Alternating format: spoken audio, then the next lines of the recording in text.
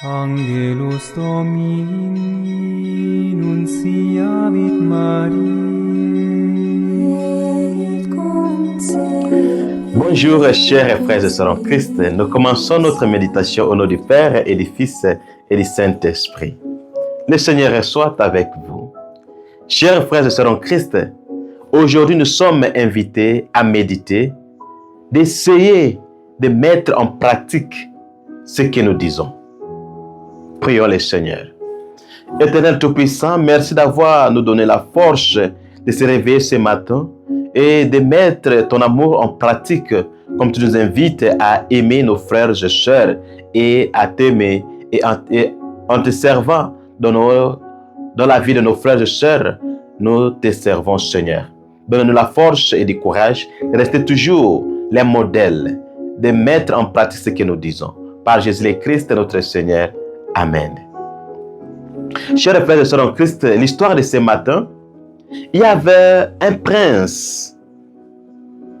Après avoir perdu son père, il était obligé de prendre la responsabilité d'un roi. Et ce village, on avait aimé son père. Le père a bien travaillé tant que roi.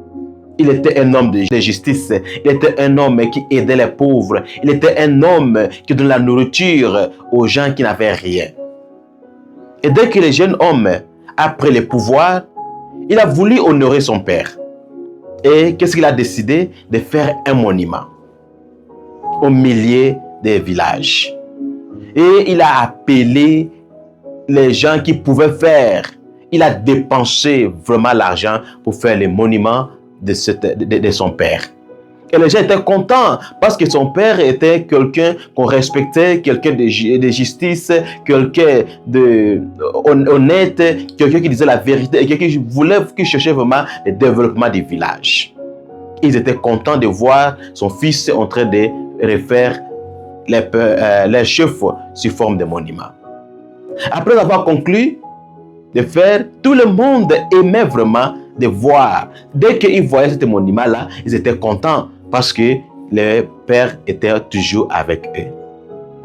Malheureusement, le jeune homme, dès qu'il a commencé à travailler, il était vraiment sans opposer au contraire de son père. C'est quelqu'un qui ne pensait même pas aux pauvres, qui ne pensait même pas aux malheureux, aux vulnérables, qui volait même l'argent de la trésorerie. C'est quelqu'un qui vivait une vie de débauche. Et puis un jour, les hommes sages et les femmes sages ont décidé de venir voir les jeunes hommes. Dit que messieurs, on t'a vraiment admiré quand tu as construit le monument de ton père.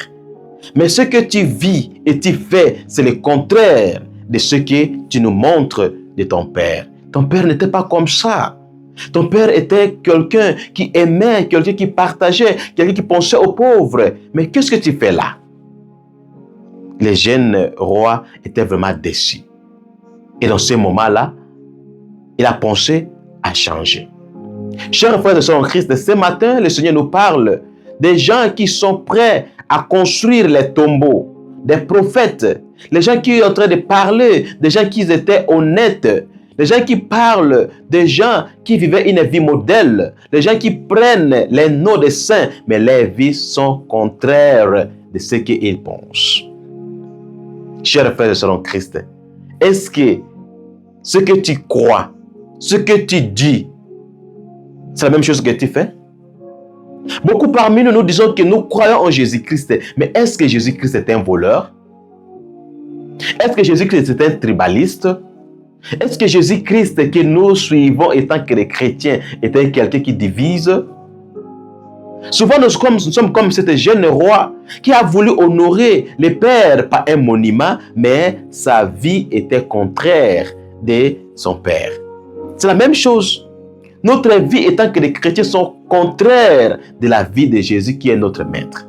Est-ce que Jésus vraiment est content de nous? Si on regarde notre vie, notre manière de faire les choses, est-ce que Jésus est vraiment content? Chers frères et sœurs en Christ, ne soyez pas comme les pharisiens, les docteurs de loi, qui sont prêts seulement à construire les tombeaux des prophètes, dit que non, c'était un bon prophète, mais c'est eux qui ont conduit le prophète à la mort. Parfois, les gens me disent, c'est toi notre fils, c'est toi notre fille, c'est toi notre pasteur, c'est toi notre prêtre, c'est toi. Mais c'est eux qui passent derrière pour te tuer, pour te faire du mal. L'hypocrisie, ce n'est pas bien. Essayons vraiment de vivre ce que nous disons, chers frères et sœurs en Christ. Que l'Esprit nous aide, qu'il nous accompagne vraiment de ces efforts. Prions le Seigneur. Éternel Tout-Puissant, merci d'avoir nous ramené plus proche de toi. Que tu nous invites vraiment à être honnêtes et exemplaires. Donne la force et le courage de faire toujours ce qui est bien devant toi et de faire aussi ce qui est bien même dans notre vie privée. Continue à nous conduire vers toi et à nous ramener plus proche de toi. Que notre vie, Seigneur, devienne modèle et exemple dans la vie de nos frères et sœurs. Par Jésus le Christ, notre Seigneur. Amen. Merci beaucoup, chers frères et sœurs en Christ, pour votre disponibilité. Merci pour ceux qui ont le temps de partager avec d'autres et ceux qui prennent aussi le temps à s'abonner. Ça ne prend même pas 30 secondes d'aimer, de partager, de commenter et de s'abonner. Merci vraiment, que bon Dieu vous bénisse pour cet acte que tu viens de faire maintenant. Le Seigneur soit avec vous. Que Dieu Tout-Puissant vous bénisse, le Père, le Fils et le Saint-Esprit. Allez dans la paix du Christ. Votre humble simple serviteur, Sango Placide. Ave Maria, gratia plena Dominus tecum.